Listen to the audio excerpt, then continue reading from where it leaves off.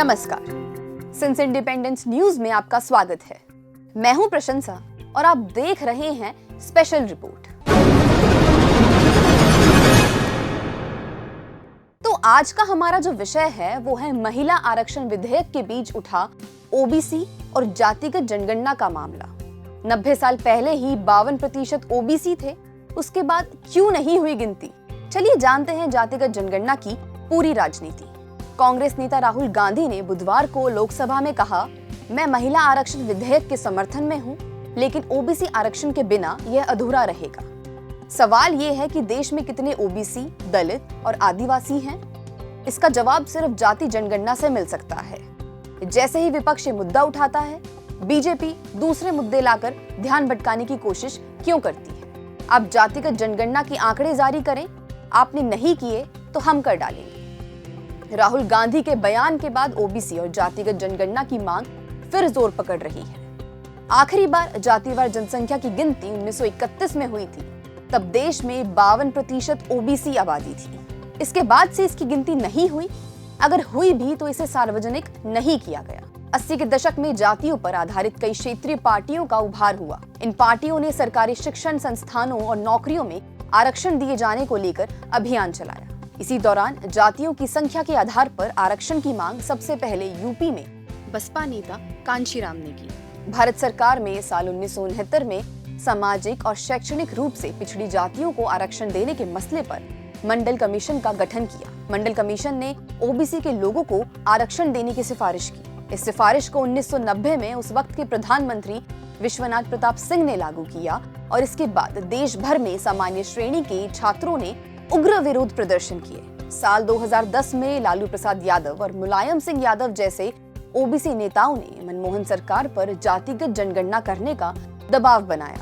इसके साथ ही पिछड़ी जाति के कांग्रेस नेता भी ऐसा चाहते थे। मनमोहन सरकार ने 2011 में सामाजिक आर्थिक जाति जनगणना यानी SECC कराने का फैसला किया और इसके लिए 4,389 करोड़ रुपए का बजट पास हुआ।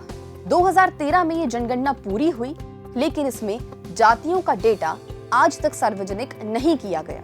SECC का डेटा 2013 तक जुटाया गया और इसे प्रोसेस करके फाइनल रिपोर्ट तैयार होती तब तक सत्ता बदल गई और 2014 में केंद्र में मोदी सरकार आ गई। जुलाई 2015 में बिहार विधानसभा चुनाव से पहले उस वक्त के वित्त मंत्री अरुण जेटली ने एक प्रेस कॉन्फ्रेंस में जातिगत जनगणना के आंकड़े जारी करने का वादा किया। राष्ट्रीय स्तर पर 1931 की अंतिम जातिगत जनगणना में जातियों की कुल संख्या 4,147 थी।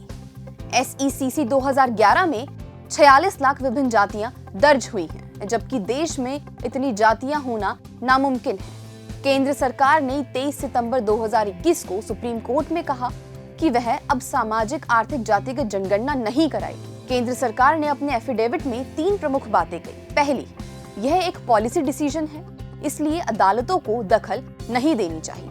दूसरी, जाति आधारित जनगणना कराना व्यवहारिक नहीं है। तीसरी, प्रशासनिक नजरिए से भी ऐसा करना बेहद मुश्किल है। ओबीसी का आखिरी ऑथेंटिक डेटा 1931 की जनगणना का है। इसके बाद 2011 की सामाजिक आर्थिक जनगणना के डेटा सार्वजनिक नहीं किए गए। ऐसे में जाति जनगणना की मांग से सियासी बवाल मच सकता है।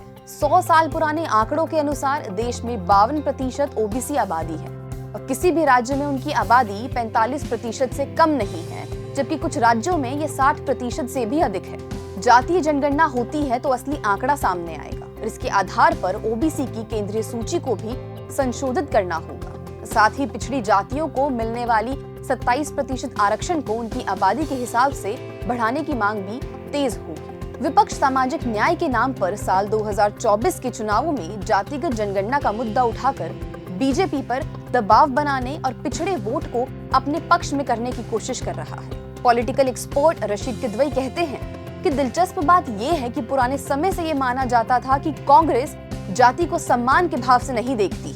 कांग्रेस को लगता था कि जाति से समाज बिखरता है, जुड़ता नहीं है। 2008 से 2010 के बीच जब महिला आरक्षण का बिल आया था तो कांग्रेस इसके समर्थन में थी, लेकिन इसमें ओबीसी को अलग से आरक्षण देने के समर्थन में नहीं थी। क्योंकि अब सिर्फ कांग्रेस की बात नहीं रह गई है, अब इंडिया अलायंस हो गया है। इंडिया अलायंस में क्षेत्रीय पार्टियों का दबदबा है और ये पार्टियां ओबीसी के आरक्षण को लेकर बहुत मुखर हैं। यानी कांग्रेस अब राजद, सपा, जेडीयू और डीएमके के स्वर में बोलने लगी है। यह एक बहुत बड़ा शिफ्ट है और कांग्रेस के अंदर इसे लेकर बहुत डिस्कशन हुआ।